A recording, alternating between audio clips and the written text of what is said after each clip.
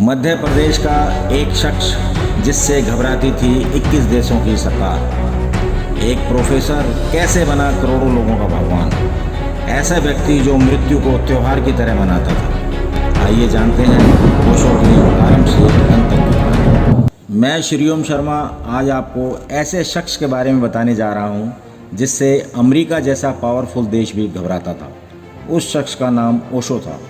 ओशो का असली नाम रजनीश चंद्र मोहन जैन था, जो कि बाद में आचार्य रजनीश हो गया।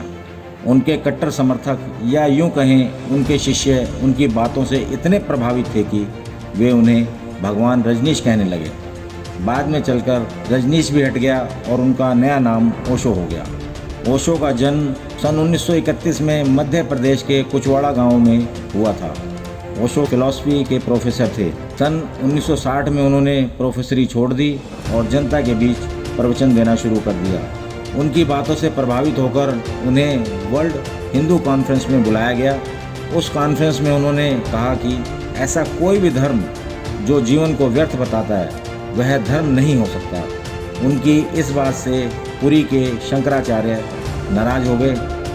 उसके बाद ओशो मुंबई आ गए और पूना के कोरेगांव पार्क में अपना आश्रम बनाया। उनके ओजस्वी विचारों से विदेशी लोग उनके भक्त हो गए।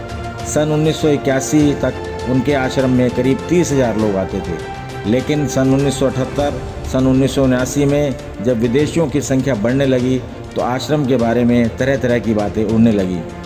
इन बातों के चलते उस समय प्रधानमंत्री मोरारजी देसाई से उनकी खटपट हो गई। इस कारण उनके भक्तों ने उन्हें अमेरिका बुला लिया और एक बहुत बड़ी ज़मीन पर उनका आश्रम बनाया। उस आश्रम का नाम रजनीशपुरम रखा गया।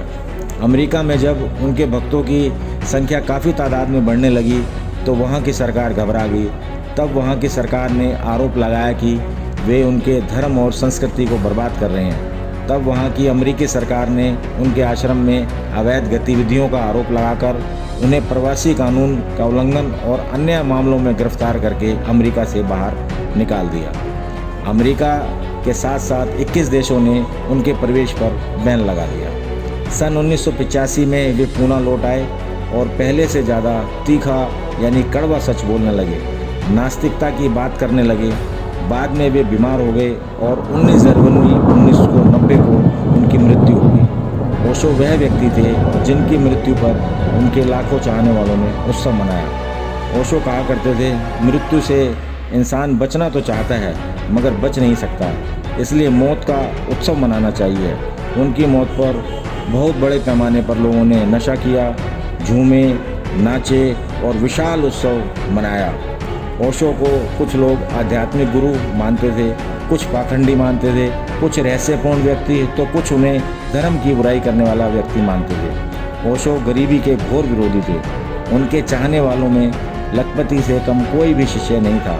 अगर यह कहा जाए कि वह अमीरों के भगवान थे तो इसमें कोई संशय नहीं है। उनके करोड़पति भक्तों ने दुनिया की सबसे महंगी 93 रॉयल्स कार उन्हें उपहार में दी और यदि वे कुछ समय और ज़्यादा जिंदा रहते तो उनके पास 365 कारें होती। उनके अमीर भक्तों की इच्छा थी कि उनके गुरु रोज़ एक नई कार में सफ़र करें। अय्याशी का जीवन जीने वाले ओशो कहा करते थे, जीवन का भरपूर आनंद लो और अंदर से महात्मा बुद्ध की तरह शांत रहो। उनके द्वारा लिखी गई किताबों में एक किताब सेक्स से समाधि तक काफ़ी विवादों से घिरी रही। कुछ लोग उन्हें सेक्स गुरु भी कहा करते थे। ओशो की मृत्यु कैसे हुई, उसका जिम्मेदार कौन था, इस बात पर आज तक रहस्य बना हुआ है।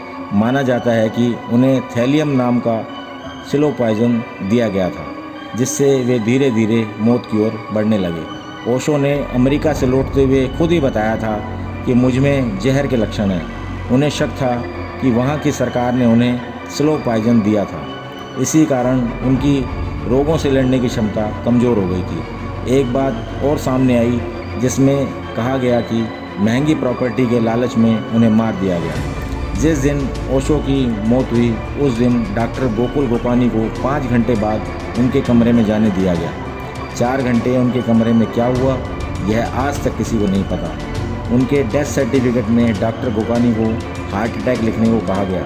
ताकि शव का पोस्टमार्टम ना हो सके। इस तरह की अनेक बातें हैं, मगर एक सच यह भी है कि मौत का उत्सव मनाने की बात करने वाले ओशो की मृत्यु आज भी रहस्य बनी हुई है। उनकी सेक्रेटरी शीला ने भी उनकी मौत पर सवाल उठाए हैं।